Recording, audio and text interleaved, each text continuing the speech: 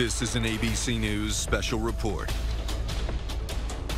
Hi, I'm Diane Macedo. We're coming on the air because we're now seeing images of the first group of hostages released by Hamas as part of a deal brokered with Israel. This is the first group of what's expected to be roughly 50 hostages released over the next 4 days. Our Matt Gutman is in Tel Aviv with the latest. Matt, what are we learning about these hostages and where they are now?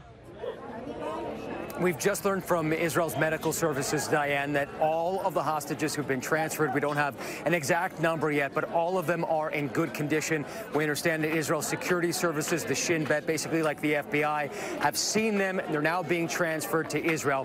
They will then meet an Israeli military unit with specialized training on dealing with hostages. They'll have their identities rechecked to confirm that they are on that list.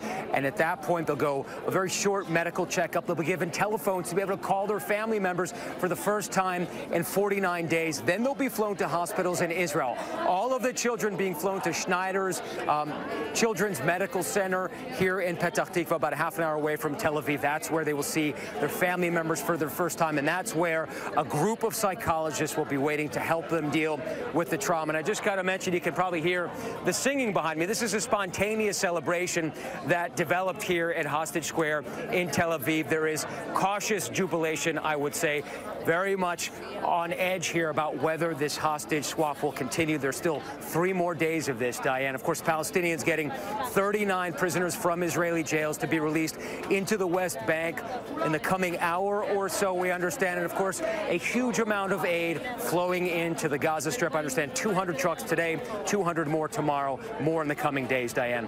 Matt, what do we know at this point about who is in this first group and who's in the remaining group of the roughly 50 in total who are expected to be released over the next 4 days? We don't know their identities yet. We understand it's women and children. We don't know who they are. We don't know if Americans are among this first batch as well.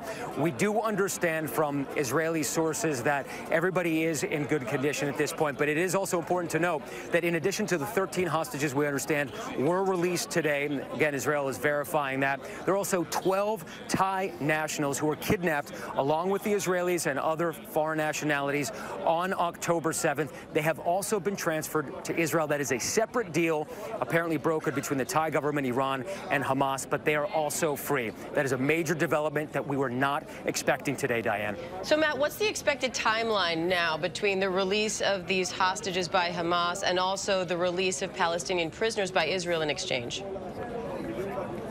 Everything is happening imminently, Diane. We understand that those hostages are very close, if not in Israel at this point. We have not seen video of them. We don't exactly know who they are, but that should be happening imminently. As soon as that happens, the Palestinian prisoners, 39 of them, women and minors, will be released into the West Bank. They will be going home at some point, and then the entire process will be repeated tomorrow. And so far, it is important to note, Diane, that this ceasefire is holding so far.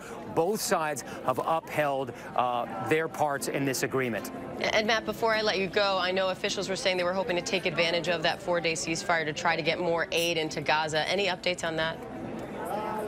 Yeah, a significant amount of aid has flowed into Gaza today. 100 trucks before noon. We understand another 100 trucks have flowed in since then.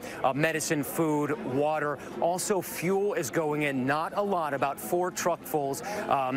That will be continued in the coming days. And again, this is going to be repeated every single day for at least the first 4 days of this hostage deal. And remember, Hamas says that it might release more, and every day that it releases at least 10 more hostages, Israel will say, okay, we'll give you another full 24 hours of this ceasefire, and that will continue as long as hostages are released. When it is over, the Israeli military, its defense ministry, has said it will resume the fight in Gaza. Some areas of concern, Diane, we understand that many Palestinians have tried to go back to their homes in northern Gaza, having been there twice in the past week.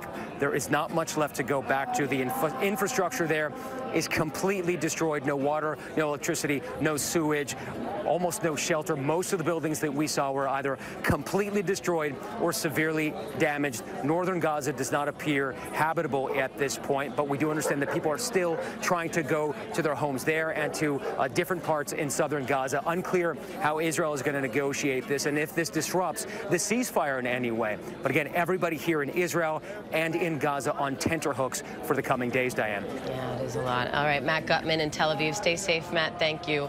So again, we're seeing those first images of that first group of hostages released from Gaza as part of a deal brokered between Israel and Hamas. They are the first group of what's expected to be roughly 50 hostages released over the next 4 days, and we will be watching those exchanges very closely. Right now, we'll return you to your regular programming. I'm Diane Macedo. Stay with ABC News for the latest.